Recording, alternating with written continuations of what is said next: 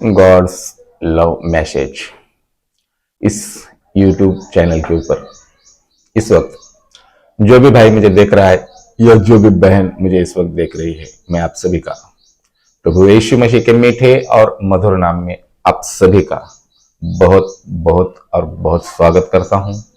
और दोस्तों, यहां से इस चैनल के ऊपर से मैं एक टॉपिक चला रहा हूं, हमारे प्रभु यीशु मसीह के स्वर्ग से पृथ्वी पर आने के उद्देश्य।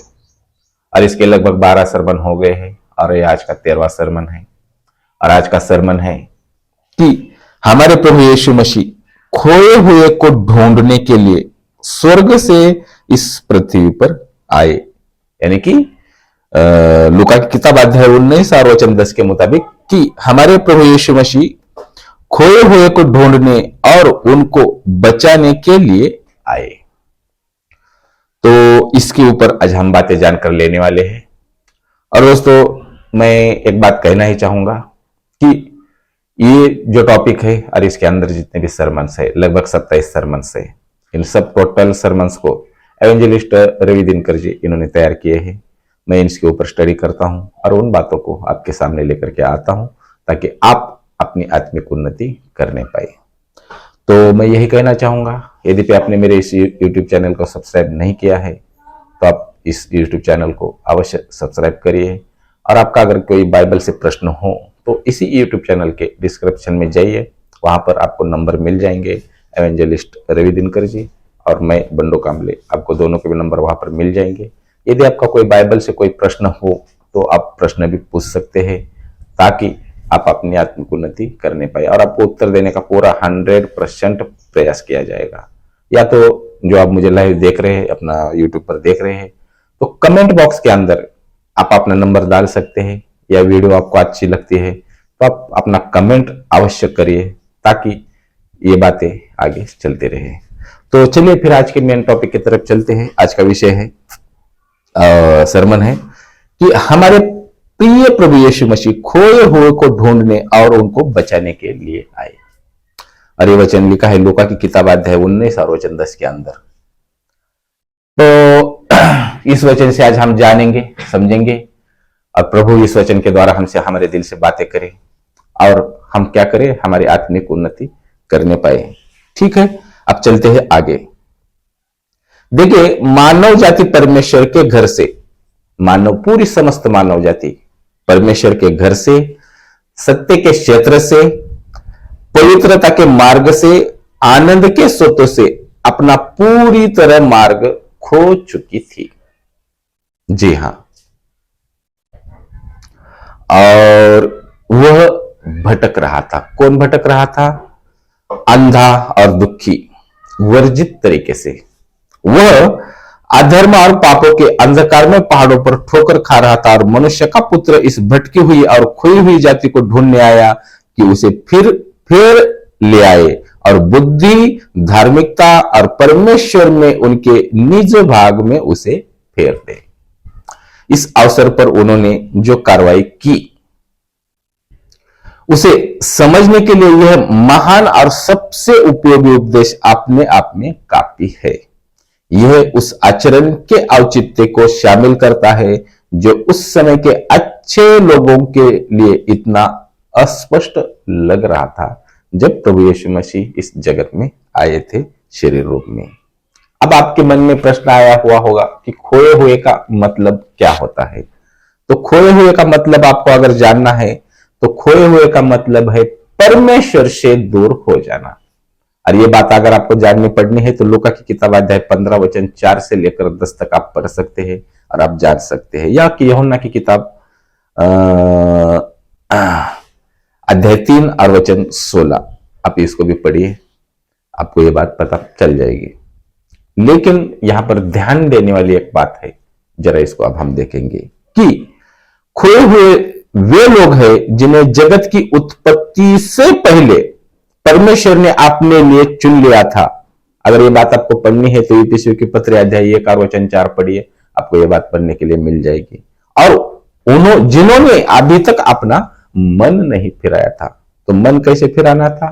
पापों से, बुरे काम से, व्यभिचार से, चोरी चकारी, ये बहुत सारी बातें हैं। और ऐसे प्रश्न आपको अगर पूछने हैं तो इसीलिए तो मैं डिस्क्रिप्शन में बताता हूं कि इवेंजलिस्ट रवि दिनकर जी का नंबर है, डिस्क्रिप्शन के अंदर आप जाइए, या कमेंट बॉक्स में भी आप अपना नंबर डाल करके आप हमसे बात कर सकते हैं।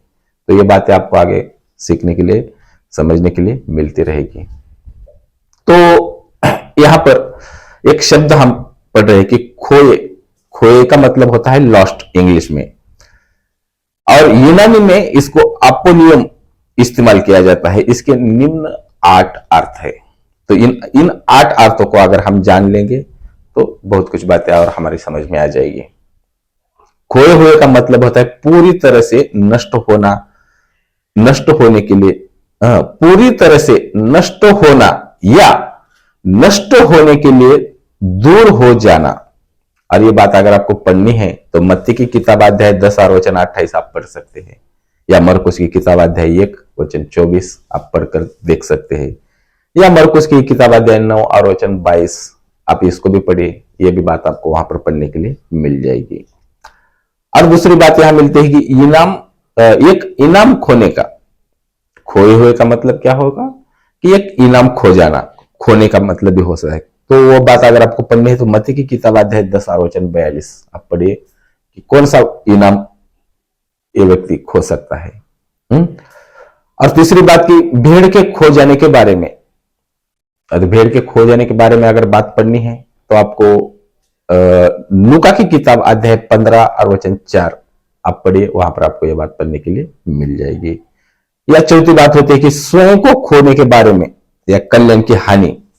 तो ये कौन सी स्वयं के खुद के खोने के बारे में की बात हो रही है?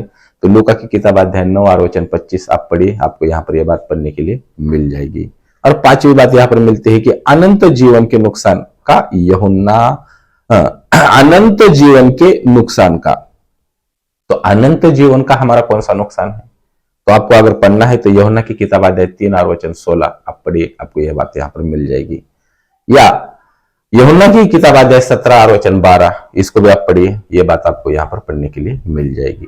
और छठी बात मिलती है कि जो नाश हो क्षमा करिए, जो नाश होंगे या नाश हो रहे हैं, यानी कि जो नाश होंगे या नाश हो रहे हैं, तो ये कौन है?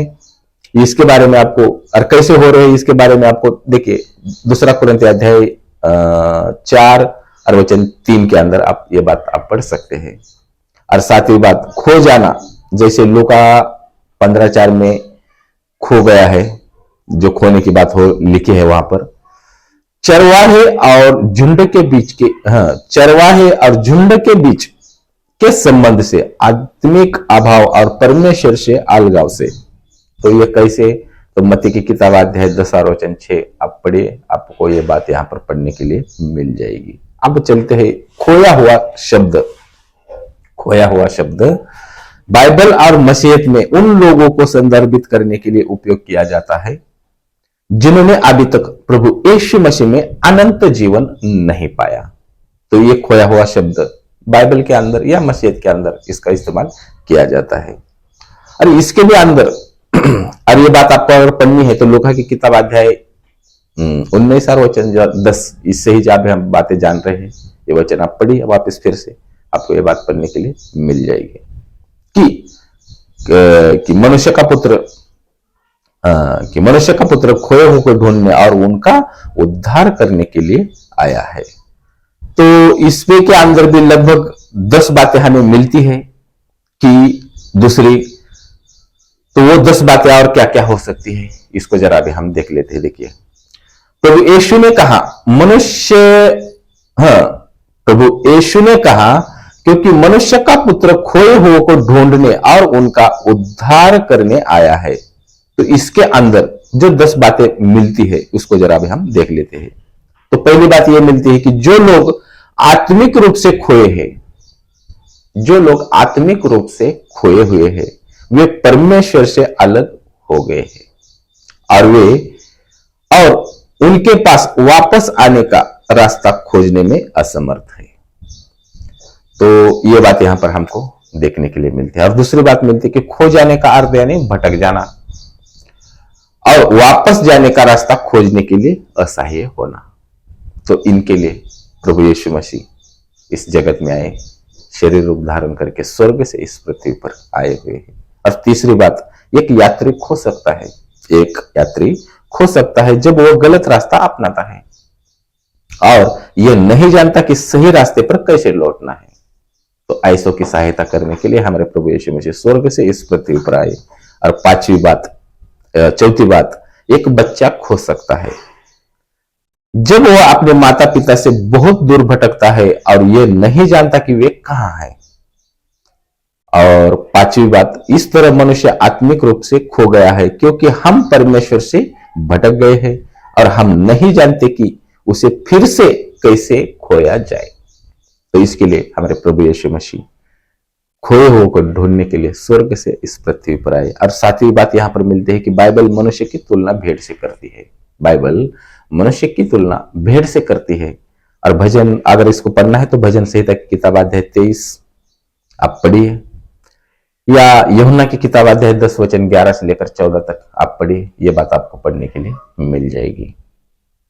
आठवीं बात यहां पर और एक मिलती है, क्योंकि भेड़ स्वयं से रक्षाहीन होती है, खुद की रक्षा नहीं कर सकती, वे अत्यधिक सावधान नहीं होती और एक नेता का अनुसरण करती है, भले ही वह नेता उन्हें कहीं भी ले जा रहा हो। तो भेड़ ऐसा काम करती है, वो नहीं जानती कि एक नेता चुन लेती है और उस नेता के पीछे चलती रहती है, वो नहीं जानते कि हमें कहां ले जा रहा है। और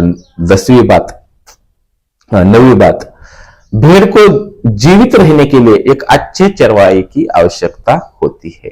भेड़ को एक चरवाहा उन्हें हमलों से बचाता है। पहली बात, उन्हें अच्छी चराई में चराने के लिए मार्गदर्शित करते रहता है और निगरानी रखता है ताकि कोई भेड़ी या कोई निगरानी इस बात की करता है कि ताकि कोई भी खो न जाए, इसके लिए वो उसकी निगरानी करते रहता है। और 10वीं बात यहां पर मिलती है कि भेड़ झुंड से भटकती है और शिकारियों के लिए आसान लक्ष्य बन सकती है। भेड़ भटक सकती है और शिकारियों के लिए क्या हो सकती है, आसान सा लक्ष्य बन सकती है। आत्मिक अर्थ में लोग भटकने के लिए प्रवृत्त होते हैं और हमारे शत्रु शैतान के लिए आसान लक्ष्य बन जाते हैं। हमारे अच्छे चरवाहे प्रभु यीशु के बिना हम आत्मिक रूप में खोए हैं। प्रभु यीशु मसीह के बिना हर एक मनुष्य आत्मिक रूप में क्या है, खोया हुआ ही है और अपने दम पर परमेश्वर को खोजने में असमर्थ है। अपने दम पर वो परमेश्वर को खोज नहीं सकते हैं। तो हमें प्रभु यीशु मसीह है जिनके सहारे हम परमेश्वर तक पहुंच सकते हैं। तो यहां पर एक जानने वाली और समझने वाली बात मिलती क्या है कि धर्म मनुष्य को अपने आप में ईश्वर को खोजने का प्रयास है। तो मनुष्य क्या करता है, धर्मों में अपने अपने धर्मों के अंदर क्या करता है, ईश्वर को खोजने का प्रयास करता है। और क्या धर्म क्या करता है, एक लक्ष्य बनाता है जो एक देवता या अस्तित्व का यानी कि उच्च स्तर हो सकता है और फिर उस लक्ष्य तक पहुंचने के लिए आवश्यक कुछ कदमों की घोषणा करता है। धर्म के कारण खोए हुए लोग अपने को खोया हुआ नहीं समझते। एक ऐसी ही यात्रा की कल्पना कीजिए जो भटक गया हो, सही रास्ते की खोज के घंटों बाद वह एक अज्ञात जंगल में शिविर लगाने का फैसला करता है और घोषणा करता है कि वह अब अपने घर में है। यद्यपि वह कभी नहीं जानता कि वह कहां है और बिल्कुल नहीं जानता कि वह कहां पर है। उसके आसपास के परिवेश से परिचित होने से उसे अपने ईश्वर से मिलने का क्या होता है, उसको भ्रम पैदा होता है और इस तरह से मनुष्य भटकते रहता है। लेकिन मसीहत के लोगों के धर्म के उस पैटर्न का पालन नहीं करती है, यानी कि मसीहत धर्म का पालन बिल्कुल नहीं करती है। चाहे हम बहुत सारे मसीह भाई हैं, कोई किसी का जाति का, तो कोई किसी जाति का, तो किसी धर्म का, तो किसी धर्म का, अपना मन फेर करके प्रभु के मार्ग पर आ रहे हैं और मसीहत धर्म का पैटर्न को बिल्कुल भी फॉलो नहीं करती है। क्यों? क्योंकि मसीहत हमें सिखाती है कि खोए हुए के लिए परमेश्वर को खोजने का प्रयास करना क्या है? व्यर्थ है। और इसलिए परमेश्वर ने प्रभु यीशु मसीह को खोए हुए को इसीलिए परमेश्वर ने प्रभु यीशु को खोए हुए को खोजने के लिए इस पृथ्वी पर भेजा। और खास बात की परमेश्वर ने हमारे लिए वह किया जो हम अपने लिए कर सकते थे। और कौन सी बात?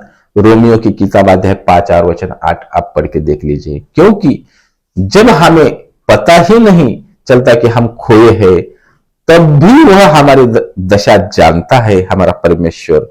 इसलिए परमेश्वर का पुत्र हमें खोजने और हमें घर लाने के लिए स्वर्ग से इस पृथ्वी पर चले आए हैं। तो ये बात आपको अगर पढ़नी है तो फिलिपियों की किताब अध्याय 2 वचन 5 से लेकर 8 तक आप पढ़ सकते हैं, या मत्ती की किताब अध्याय 18 वचन 11 आप पढ़ सकते हैं, या यूहन्ना की किताब अध्याय 3 वचन 16 से लेकर 18 तक आप पढ़ सकते हैं और जान सकते हैं। तो इसलिए कि आगे की बात हम ये जानेंगे कि यहाँ पर एक खास बात और सीखने के लिए मिलती है कि हम खोए हुए पैदा हुए हैं। हम टोटल समस्त टोटल मानव जाति क्या है? खोए हुए पैदा हुए। क्योंकि हमारे जो पहले माता पिता उत्पत्ति अध्याय 3 में जब हम पढ़ते हैं, हमारे उन माता पिता से उत्पत्ति अध्याय 3 में से हवा और आदम से विरासत में मिली एक पाप की प्रकृति यानी कि प्रवृत्ति स्वभाव जो हमारे अंदर है, और ये हमें क्या हुआ है? उनसे विरासत में ये बात मिली हुई है, जो हमें अपने चरवाहे के खिलाफ विद्रोह करने के लिए क्या करती है? प्रेरित करती है। और ये बात आपको अगर पढ़ना है तो रोमियो की किताब अध्याय 3 वचन 23 आप पढ़ सकते हैं और जान सकते हैं। यदि हमारे प्रिय प्रभु यीशु मसीह इंसानों की तलाश में देखिए यहां पर बहुत ही खास बात है कि यदि हमारे प्रिय प्रभु यीशु मसीह खोए हुए इंसानों की तलाश में नहीं आते, तो लोग आप भी परमेश्वर के न्यायदंड से नहीं बचते। क्योंकि खुद से होकर लोग परमेश्वर से मिलने के लिए या परमेश्वर के लिए भूखे प्यासे बिल्कुल नहीं है। और यह बात है, और इसलिए हमारे प्रभु यीशु मसीह खोए हुए को ढूंढने और उनको बचाने के लिए स्वर्ग से इस पृथ्वी पर आए।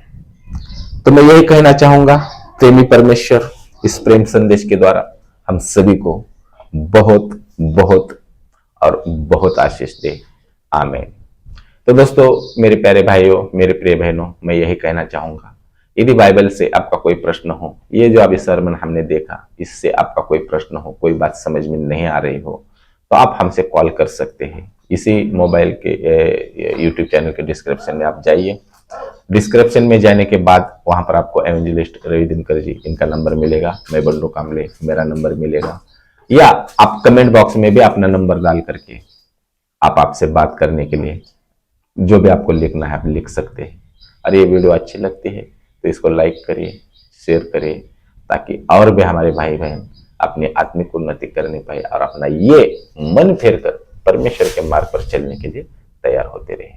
तो मैं यही कहूंगा, अपना ख्याल रखिए, सुरक्षित रहिए। मिलते हैं अब नेक्स्ट वीडियो में। प्रभु आपको बहुत बहुत और बहुत आशीष दे। आमीन।